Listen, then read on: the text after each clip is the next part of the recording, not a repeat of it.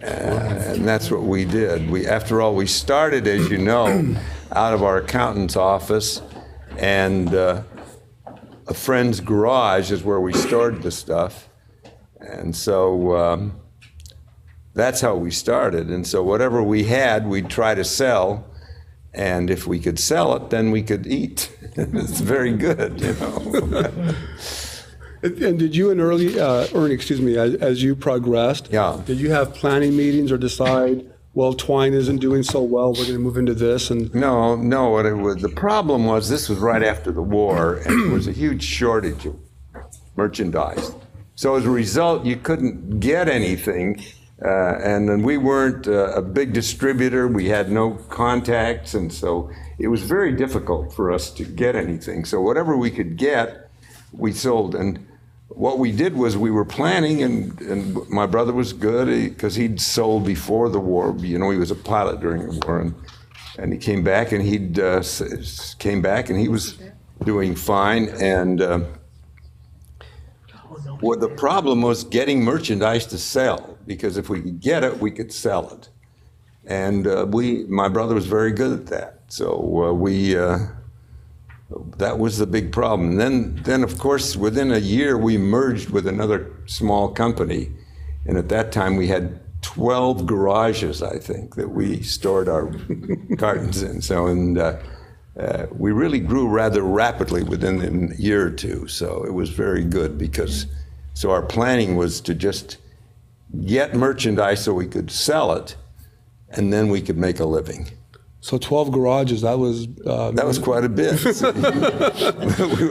And I was driving all over blazes, I used the right word,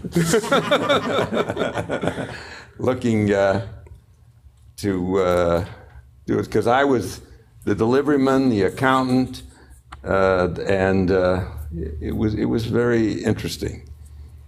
You know, psychologically, the planning was this. We planned to hire someone to deliver for us. So we finally got a little place, and then we bought a little truck, and we hired a delivery man. So now, instead of me delivering out of our car with the trailer, we had a delivery man. We didn't have to go to the garages as much. We had a place where we had merchandise stored. And what was so terrific about that was now my brother could be out selling full time, because I would be doing the bookkeeping and the warehousing. And then when we got the driver, then he could deliver, come back and stay in the place and answer the phones, whatever we had. And now my brother became a full-time salesman, and I became a part-time salesman. So I didn't have too many jobs. I was counting, warehousing, selling. And interestingly enough, it was a start. I don't know if you're interested in this, but my brother insisted that I go back to college. He insisted I go to SC. So, because I could get the GI Bill, it paid for everything. It was terrific. So I had 7 o'clock classes in the morning, and by 10, I was back to the office working. And sounds great now. I think I'm an idiot. I'd never do that again, I'll tell you. But that's how we started. And so we grew, and it was very interesting.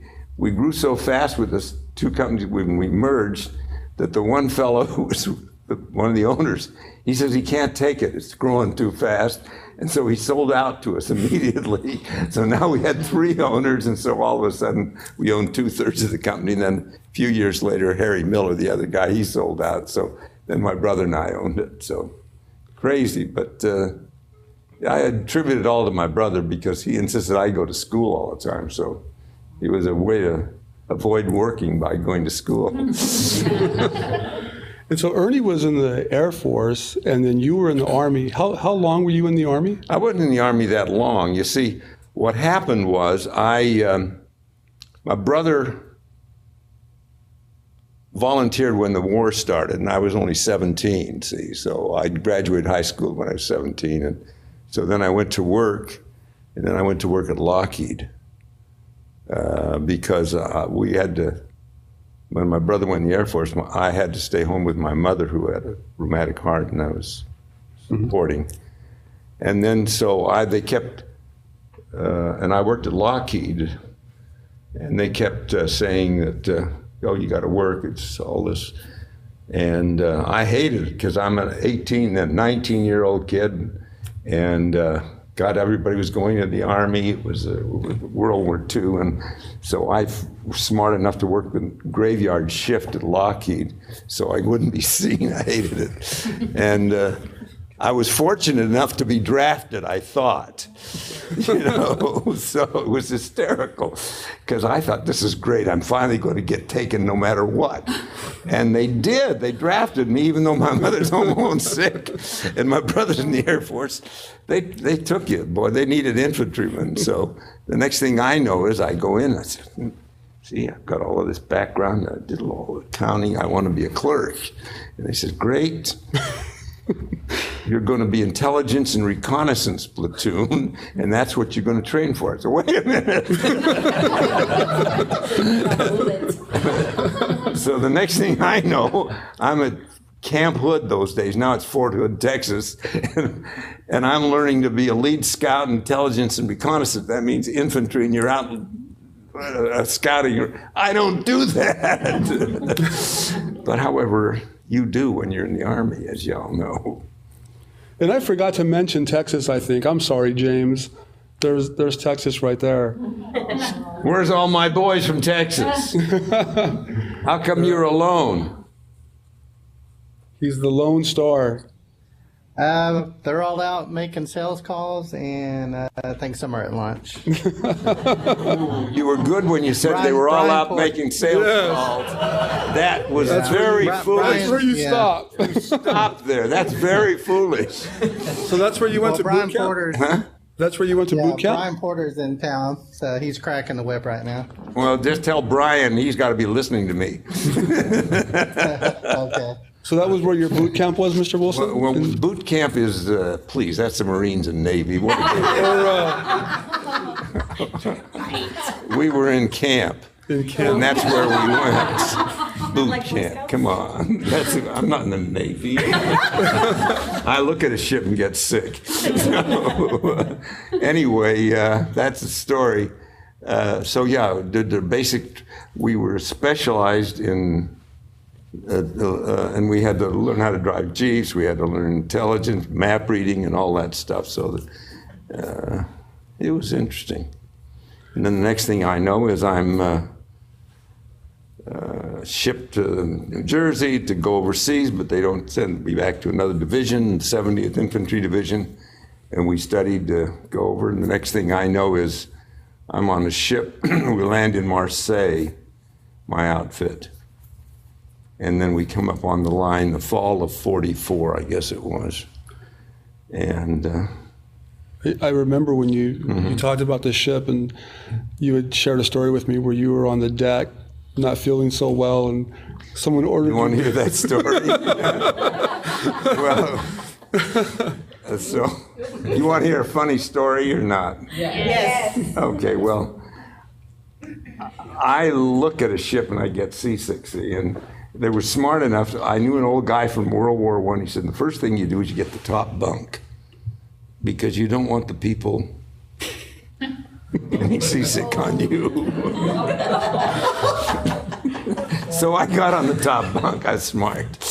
Anyway, all of a sudden, we pull out of Boston in the fall of '44, I guess it was. And the damn boat's moving and I'm sick. So I crawl up on the deck, and I'm lying on the deck in front of the, and I'm just lying there, and this Navy guy comes along. He's this, I guess, and he was an enlisted man, but he had a non-com of some kind. And he looks at me and he says, you can't stay here, you got to get down. About a half hour later, he comes by again, and he says, you can't stay here. I told you, damn it, you got to get down. So about 10 minutes later, 15 minutes later, he says, God, bless it. You've got to go down. I'm going to report you.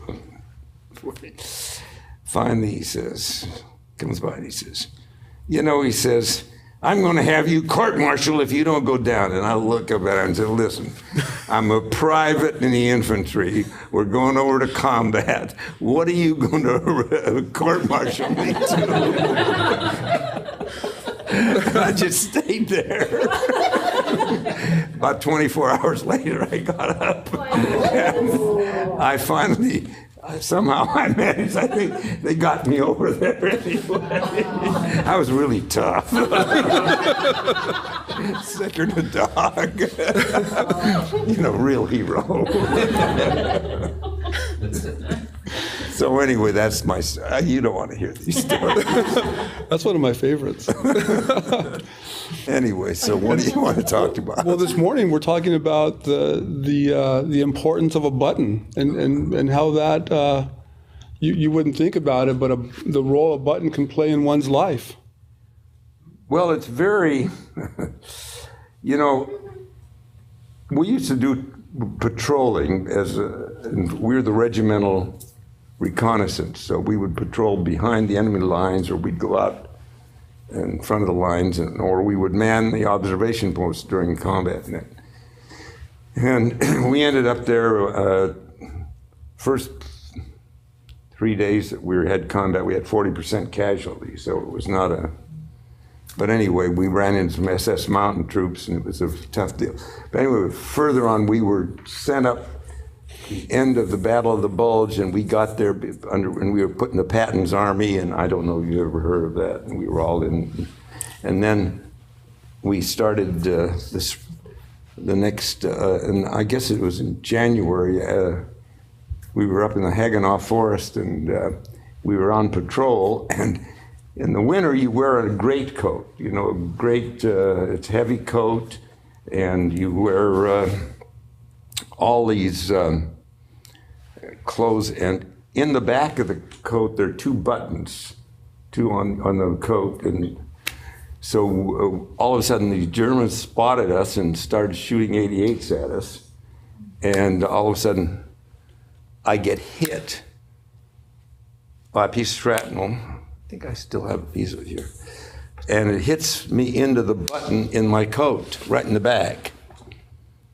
If it misses that much, I'm dead. But as a result, it was like sending a bandage into me, and that's how I got wounded. It was really not, but so that button saved my life and that whole deal. So that was the story there. And that's where the two medals come from. Yeah, well, I got Purple Heart, and then I got the Bronze Star because I helped some other guys, because I wouldn't go in. When you're 20 years old, you're nuts. I was helping these other guys, and I helped them, and then I wouldn't go until, because I had my own Jeep, I was in charge of it, and I brought them back. I don't remember. It's all written up somewhere. So I got the Bronze Star for that. Anyway. So you come home, and we come home and then married, and we've talked about engagement rings. I'm married, and I got married while I was here, and so Mr. Wilson and I shared our stories. But there's one story that you haven't told me, and it's how you proposed to the wrong Betty, I think. No, come on. Tim told me that story. Now, come on. He's making that up. There's no merit to that story? No. He's got that. So I knew several. No, that wasn't the thing. It was, I was going out with two Bettys at the time.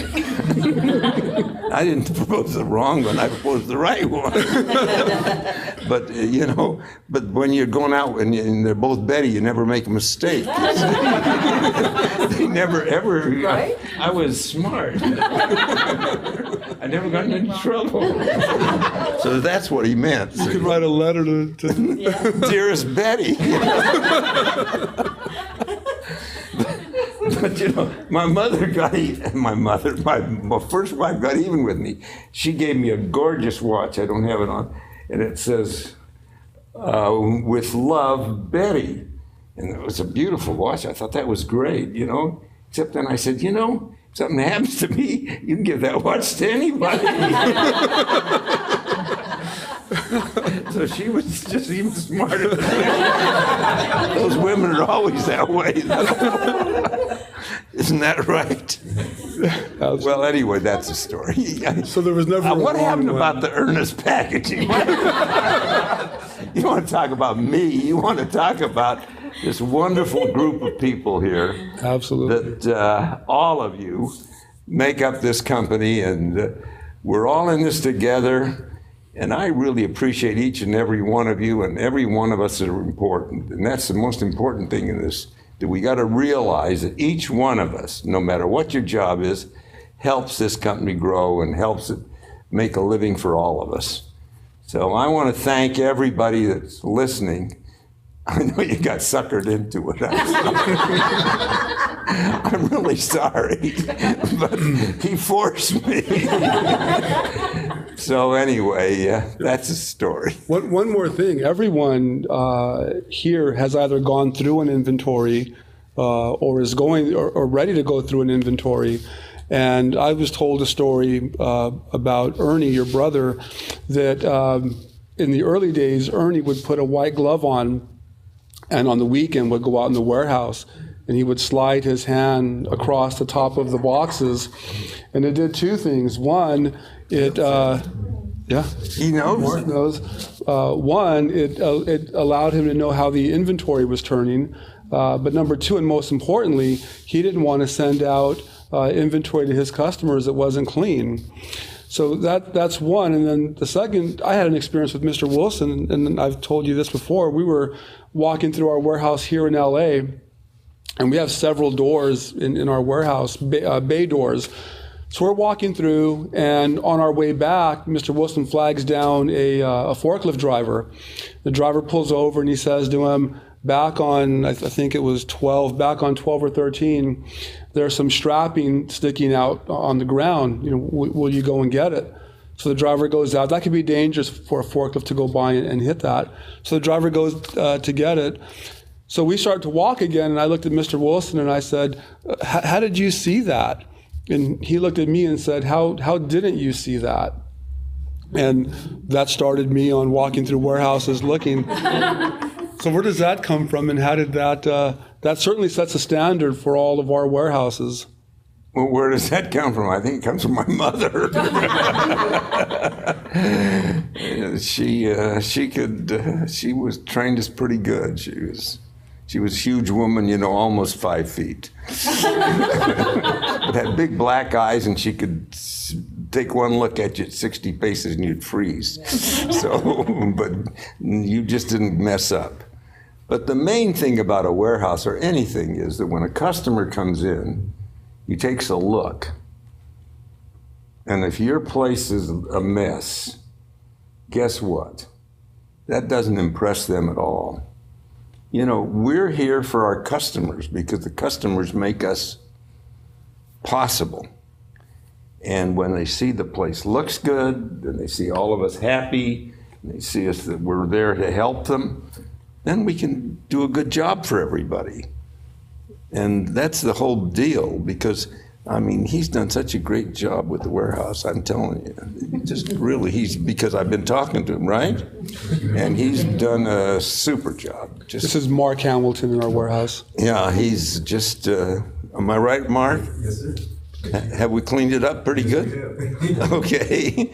So I just want to tell you that, we want people to work in a place that they want to work in. When it's clean and looks great, everybody's happy, and that makes it. And my brother was an example of it. He really was tops, as you can see. When he felt the same way, and my brother and I were very close, and we both always felt that way. Wonderful. And then I didn't introduce the LA people, so I'm sorry. I know that you can't see them, but we have some new people here in LA if they want to stand up and introduce themselves. We'll do it. Just here. Sure. They can hear, but just so Mr. Wilson can meet you. Hi, I'm Shanice, CRM.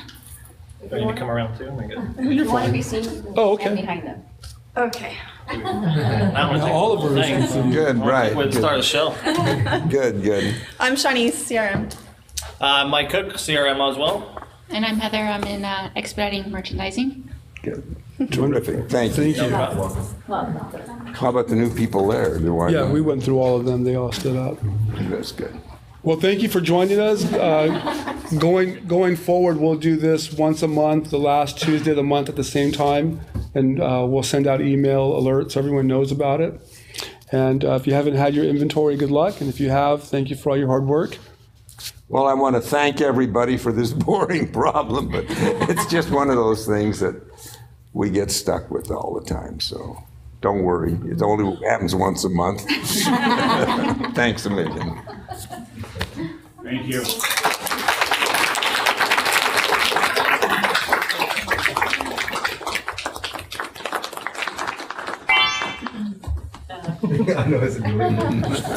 How's it go? Very nice. How did Vince know the button story and I didn't?